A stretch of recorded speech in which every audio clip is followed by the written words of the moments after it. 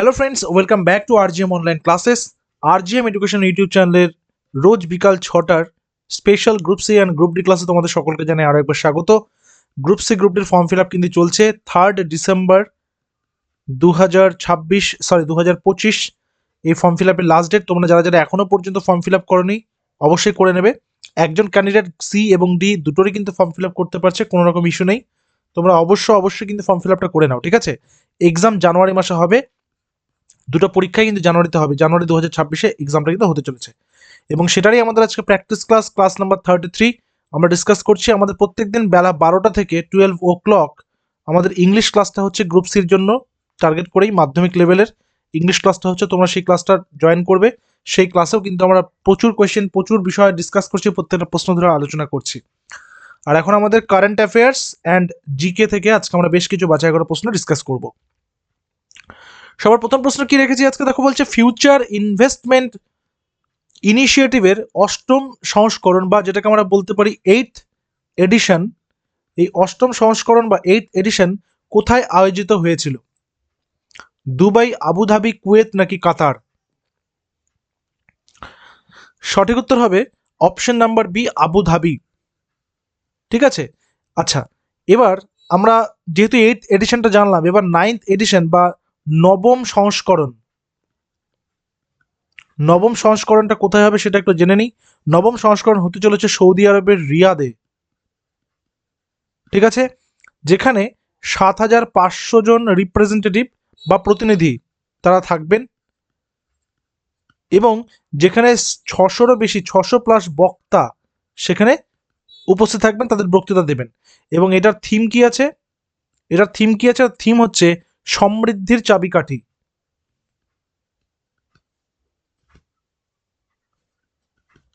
Next আসি পরের নম্বর। ভারতের কোন রাজ্য সরকার এলিভেট 2024 স্কিম চালু করেছে? এলিভেট 2024 অপশনসগুলো একবার দেখে নিই। তামিলনাড়ু, কেরল, কর্ণাটক, অন্ধ্রপ্রদেশ। ভারতের কোন রাজ্য সরকার এলিভেট 2024 স্কিম চালু করেছে? কারেন্ট অ্যাফেয়ার্সে যেগুলো দেখো ওয়েস্ট বেঙ্গল রিলেটেড সেগুলো তো অবশ্যই ইম্পর্টেন্ট, তার পাশাপাশি ইন্ডিয়ার মধ্যেকারও যেগুলো কারেন্ট অ্যাফেয়ার্স হচ্ছে সেগুলো আমাদেরকে পড়তে হবে কিন্তু, ঠিক আছে? সো অপশন নাম্বার সি হচ্ছে এখানে কারেক্ট অ্যান্সার, কর্ণাটক। এরপর আসবো প্রধানমন্ত্রী বনবন্ধু কল্যাণ যোজনা বা PMVKY, প্রধানমন্ত্রী বনবন্ধু কল্যাণ যোজনা মূল উদ্দেশ্য কি? ভারতের উপজাতি সম্প্রদায়কে ক্ষমতায়ন করা, আরবান এলাকার ক্ষমতায়ন করা, রুরাল এলাকার ক্ষমতায়ন করা, নেতাদের ক্ষমতার উন্নয়ন করা। সঠিক উত্তর কি হবে? সঠিক উত্তর হবে যারা উপজাতি রয়েছে মানে ট্রাইবাল, তাদের সম্প্রদায়কে ক্ষমতায়ন করা বা তাদেরকে এম্পাওয়ার করা, ঠিক আছে? সো অপশন নাম্বার এ হচ্ছে এখানে সঠিক উত্তর। শনি আকারের এক্সোপ্ল্যানেট TOI 6651b কোন দেশ আবিষ্কার করেছে? ভেরি ভেরি ইম্পর্টেন্ট এবং বর্তমান কারেন্ট অ্যাফেয়ার্সের দিক থেকে খুবই ইম্পর্টেন্ট একটা টপিক। শনি আকারের এক্সোপ্ল্যানেট TOI 6651b কোন দেশ আবিষ্কার করেছে? আমেরিকা, রাশিয়া, চীন নাকি ভারত?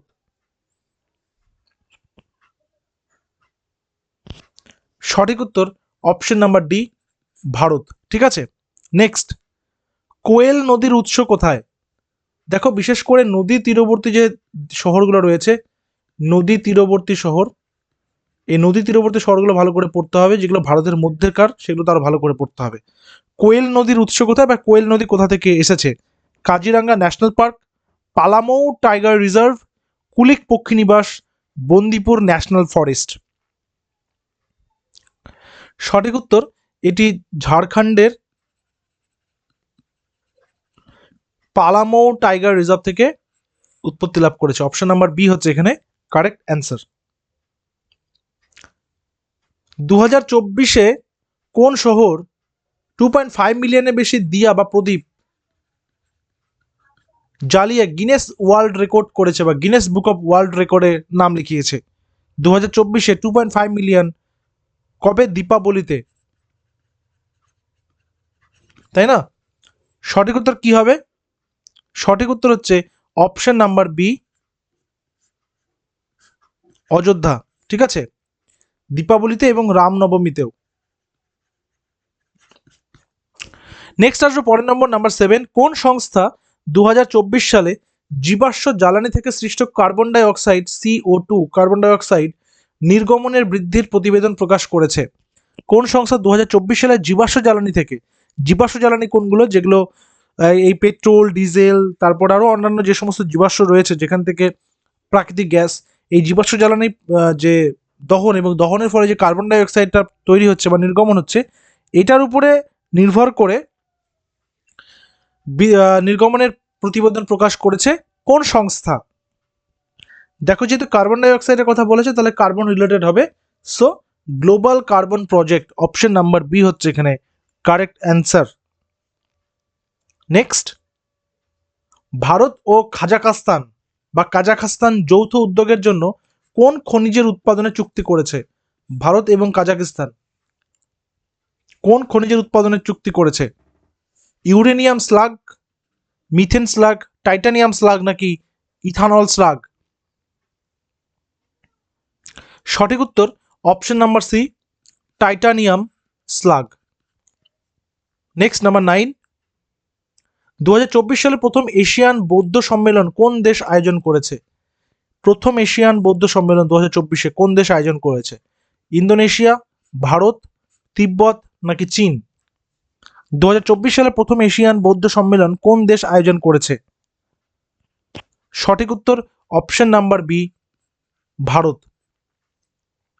Next number 10। 2024 সালের গ্লোবাল সয়েল কনফারেন্স কোথায় অনুষ্ঠিত হয়েছিল? Global soil conference Kolkata, Delhi, Beijing নাকি টোকিও? 2024 সালে গ্লোবাল সয়েল কনফারেন্স কোথায় অনুষ্ঠিত হয়েছিল? কলকাতা, দিল্লি, বেজিং নাকি টোকিও? সঠিক উত্তর হবে অপশন নাম্বার বি, নতুন দিল্লি। ঠিক আছে, কারেন্ট অ্যাফেয়ার্সে 10টা করে কোশ্চেন প্রতিদিনই থাকছে, আজকে 10টা কোশ্চেন রেখেছিলাম। এবার আমরা আবার টপিকে ফিরে যাব। আমরা কিন্তু এই ক্লাস 6 থেকে শুরু করে ক্লাস 10 পর্যন্ত যে বইগুলো রয়েছে, যেই বইগুলো খুবই ইম্পর্টেন্ট তোমাদের গ্রুপ সি গ্রুপ ডি এক্সামের পার্সপেক্টিভ থেকে, সেখান থেকেই আমরা হিস্ট্রিটা থেকে স্টার্ট করেছিলাম। তো সেই ক্লাসেরই আজকে কিন্তু আমরা মুঘল পিরিয়ডের আরেকটা মাঝখান থেকে শুরু করব, মুঘল পিরিয়ড এবং দিল্লি সালতানাত যেটা চলছিল আমাদের, সেখানকার প্রশ্ন আজকে রেখেছি। দিল্লির যে সুলতান দিল্লি থেকে দৌলতাবাদে রাজধানী স্থানান্তর করেন তিনি নাম কি বা তার নাম কি? কুতুবুদ্দিন আইবক, ইলতুৎমিশ, মোহাম্মদ বিন তুগলক, ফিরোজ শাহ তুগলক? দৌলতাবাদের কোথায়? দেবগিরিতে, তাই তো? সঠিক উত্তর option number C, Mohammad bin Tughlaq. কবে? 1326 খ্রিস্টাব্দে।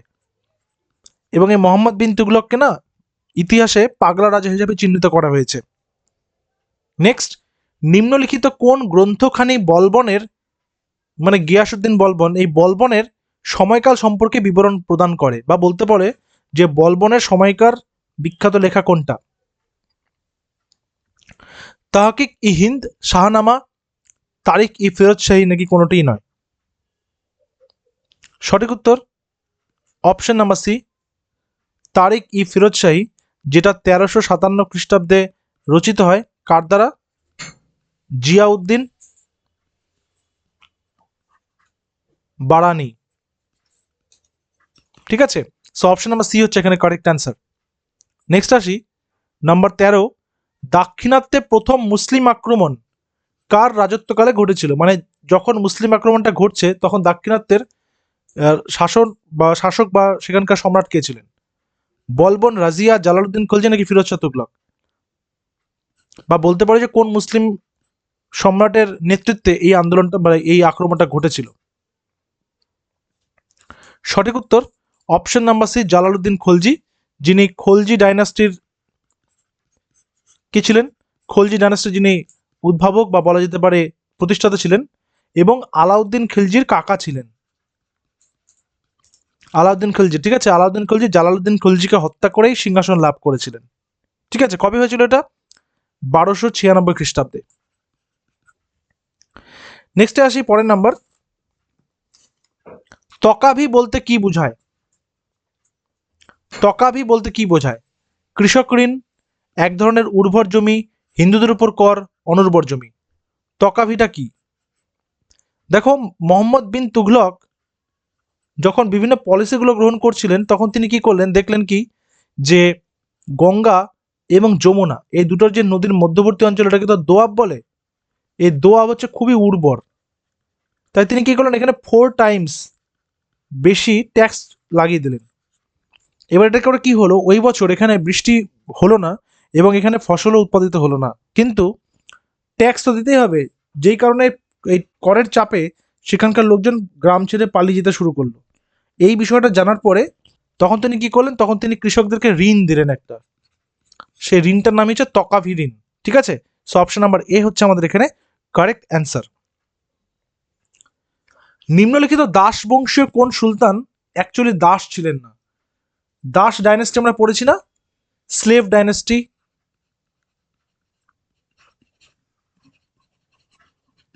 1206 খ্রিস্টাব্দে ইলবাড়ি তুর্কি, ইলবাড়ি তুর্কি বংশ স্লেভ ডাইনেস্টি বা দাস বংশ বা সুলতানি বংশ তো মানে কি করেন, প্রতিষ্ঠা করেন দিল্লিতে। তো এই দাসদের মধ্যে কে অ্যাকচুয়ালি দাস ছিলেন না? কুতুবুদ্দিন আইবক, ইলতুৎমিশ, রাজিয়া নাকি বলবন? সঠিক উত্তর কি হবে? সঠিক উত্তর হবে অপশন নাম্বার সি, রাজিয়া।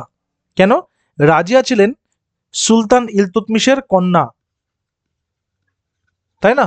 এবং তিনি ছিলেন প্রথম মহিলা সুলতান, এবং তিনি কিন্তু সুলতানা নয়, সুলতানা কিন্তু নয়, তিনি সুলতান। সুলতানা মানে হচ্ছে সুলতানের ওয়াইফ, তো তিনি তো সুলতানের ওয়াইফ নন, তিনি একজন সুলতান হিসেবে নিজেকে পরিচয় দিতেন এবং তিনি নিজেকে সুলতান বলতেই পছন্দ করতেন। ঠিক আছে, নেক্সট কোয়েশ্চেন, দিল্লি সুলতানের প্রতিষ্ঠাতা কে ছিলেন? 1206 খ্রিস্টাব্দে মোহাম্মদ ঘুরি মারা গেল এবং তারপর তিনি মারা যাওয়ার পর তার 4 জন অনুগামীর মধ্যে তার সমস্ত সাম্রাজ্য তিনি ভাগাভাগি করে দিলেন। কাউকে উজবেকের শাসনভার দিলেন, কাউকে বাংলার, কাউকে আফগানিস্তানের এবং কাউকে দিলেন দিল্লির। এই দিল্লির শাসনভার তিনি কাকে দিয়েছিলেন? মোহাম্মদ ঘুরি, কুতুবুদ্দিন আইবক, ইলতুৎমিশ নাকি গিয়াসউদ্দিন বলবন? সঠিক উত্তর কুতুবুদ্দিন আইবক। এবং কুতুবুদ্দিন আইবকই কিন্তু দাস বংশের প্রতিষ্ঠাতা 1206 খ্রিস্টাব্দে, যেটাকে সুলতানি যুগের সুরবাদ বলা হয় বা সুলতানি পিরিয়ডের সূত্রপাত যেটাকে বলা হয়, সেটা হচ্ছে 1206 খ্রিস্টাব্দ। দাস বংশের প্রতিষ্ঠাতাকে, একই প্রশ্ন বারবার, তো এটা তোমরা হোমওয়ার্ক করে নেবে। ঠিক আছে, এটা আমি আর রিপিট, এটা হচ্ছে রিপিট হয়ে গেছে কোনো কারণে, তো এটা তোমরা হোমওয়ার্ক করে নেবে, নিচে অ্যান্সারে তোমরা কিন্তু জানাবে। ঠিক আছে, এটা রিপিট হয়ে গেছে কোনো কারণে। দাস বংশের প্রতিষ্ঠাতাকে। দিল্লি সুলতানের শেষ শাসক কে ছিলেন? দিল্লি সুলতানের শেষ শাসক কে ছিলেন? আলাউদ্দিন আলম শাহ, ইব্রাহিম লোদি, বহলুল লোদি নাকি সিকান্দার লোদি? দিল্লি সুলতানের শেষ শাসক কে ছিলেন?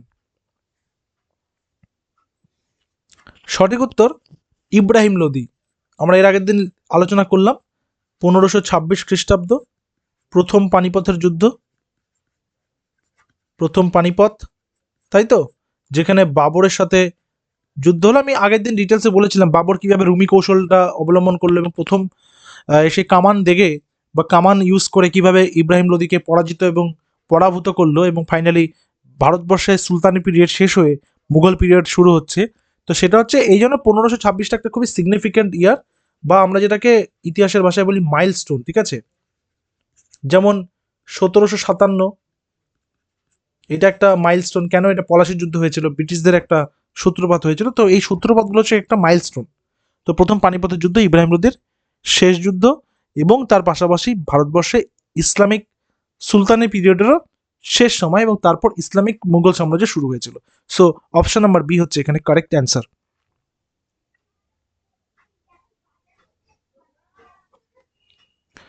দিল্লির কোন সুলতান কৃতদাসের জন্য একটি পৃথক দপ্তর সৃষ্টি করেছিলেন? কৃতদাসদের জন্য ইলতুৎমিশ, বলবন, মোহাম্মদ বিন তুগলক নাকি ফিরোজ শাহ তুগলক?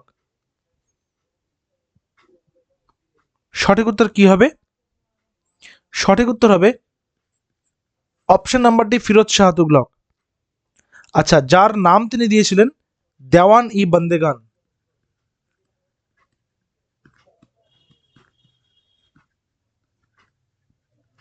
কেউ বলতে পারবে ফিরোজ শাহ তুগলকের কতজন দাস ছিল?